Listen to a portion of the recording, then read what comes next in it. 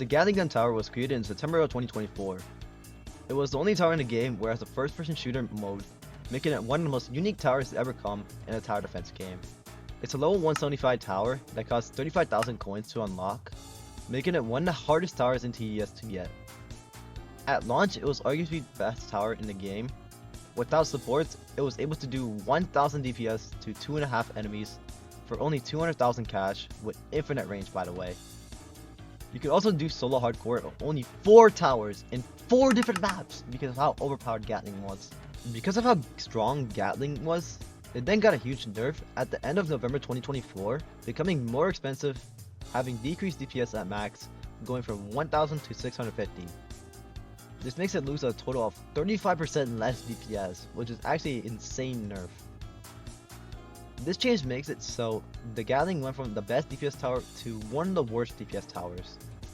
It wasn't worth using because the tower required so much input into the FPS mode, which it wasn't even that good compared to other towers for single target and crowd control, making the start of Gatling's fall. The main start of the fall of Gatling was because it became outclassed by certain towers. The mortar was better for crowd control, the ranger was better for single target, and the fact that pursuit rework existed the same update makes the tower even more of a joke. So then the Gatling Gun Tower got a huge buff a week later. Levels 3 to 6 became better for DPS, and max became $15,000 cheaper with 100 more DPS. Huge buff, right? Well, it still has 250 less DPS than the original Gatling Gun, which is a huge amount less, and back when Gatling Gun was OP, there was only 2 towers in the game that were good, that being a stun immune, high range, and a late game tower. Now you have the pursuit rework and the mortar buff that makes the Gatling Gun tower stand out less. Overall, Gatling just feels like a flawed tower in TDS. The FPS game mode is cool and all, but the fact they have to use the FPS game mode in order to have it attack multiple enemies just makes the tower so clunky.